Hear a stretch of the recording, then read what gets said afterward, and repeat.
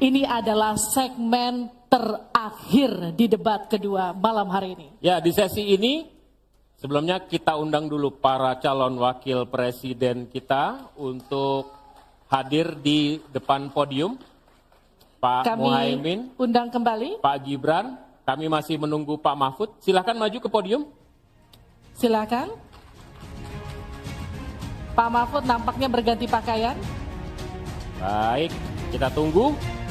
Ini adalah sesi terakhir di mana kita akan, mohon tenang. Harap tenang.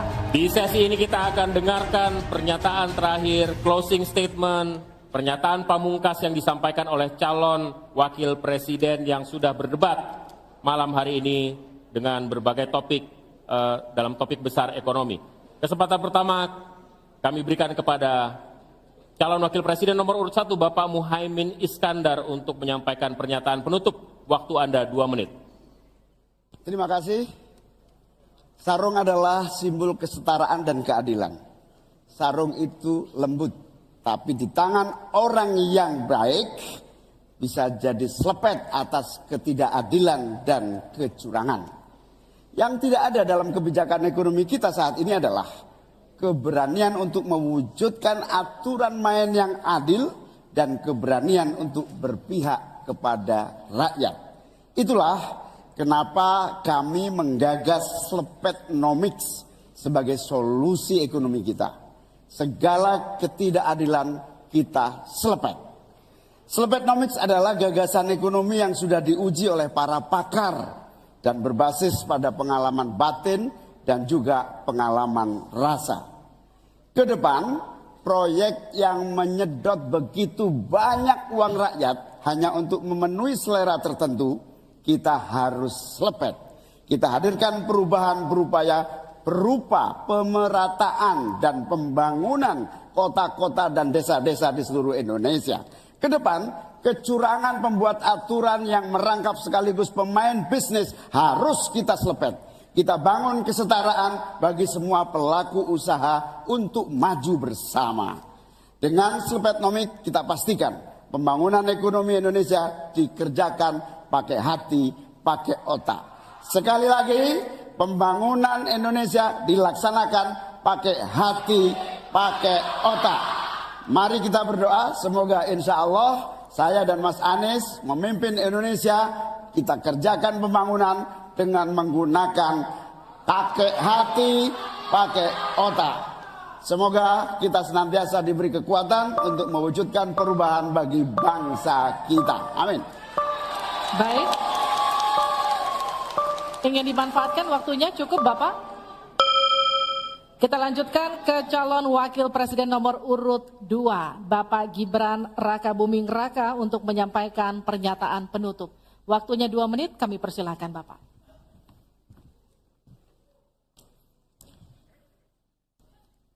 Indonesia ini negara besar.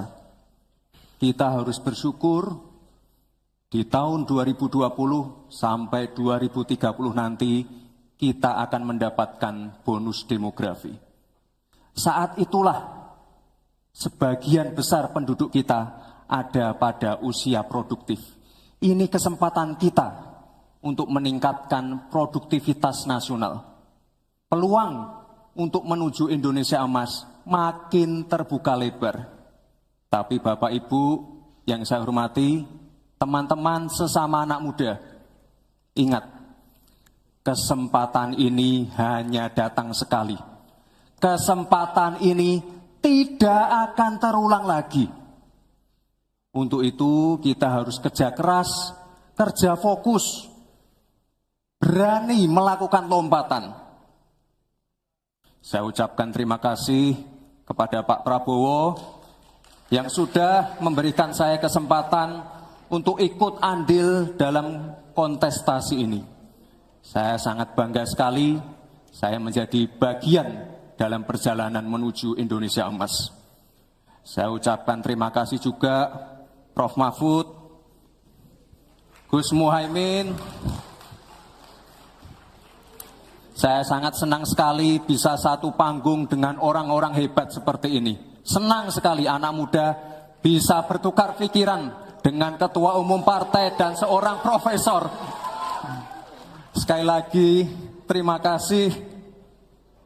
Anak-anak muda harus saling mendukung, anak-anak muda harus saling bergandengan tangan. Saya yakin Indonesia Emas bisa tercapai. Terima kasih. Wassalamualaikum warahmatullahi wabarakatuh. Selamat Natal dan Tahun Baru. Baik, terima kasih. Harap tenang, kita akan Masih lanjutkan. dalam sesi, mohon tenang. Waktu belum selesai. Kami persilakan selanjutnya calon wakil presiden nomor urut 3 Bapak Mahfud MD untuk menyampaikan pernyataan Saudara-saudara seluruh bangsa Indonesia, kami Ganjar dan Mahfud ingin memastikan untuk menyelenggarakan negara yang bersih melalui penegakan hukum tanpa pandang bulu. Ganjar Mahfud menyiapkan 21 program unggulan senilai 2.500 triliun rupiah selama 5 tahun, yaitu 1. 17 juta lapangan kerja, 1 desa, 1 vasket, 1 nakes, 3 uang saku kader posyandu, 4 10 juta hunian, punya rumah semudah punya motor, 5 sekolah dapat gaji, lulus pasti kerja, 6 1 keluarga miskin, 1 sarjana, 7 perempuan maju, 8 buruh naik kelas, 9 kuliah gratis untuk anak prajurit dan bayangkara, 10 mudah berusaha termasuk UMKM dan koperasi, 11 masjid sejahtera, pengurus masjid terlindungi, 12 guru ngaji dan guru agama lain digaji, pasokan pangan aman, harga enak di kantong, lansia bahagia, anak cucu gembira, 15 petani bangga bertani, 16 di laut kita jaya nelayan sejahtera, 17 disabilitas mandiri berprestasi, 1 desa 1 mobil akses, 18 internet super cepat gratis dan merata, 19 bansos pasti lanjut tapi harus tepat sasaran, 20 sikat KKN, dan terakhir KTP Sakti. Segala kebijakan pemerintah harus mengutamakan kemakmuran dan kesejahteraan rakyat, termasuk memelihara fakir, miskin, dan anak terlantar seperti ketentuan pasal 34 ayat 1 Undang-Undang Dasar.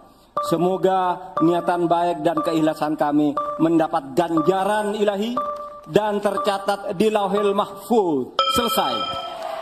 Kita berikan aplaus dan apresiasi yang paling meriah untuk ketiga calon wakil presiden kita.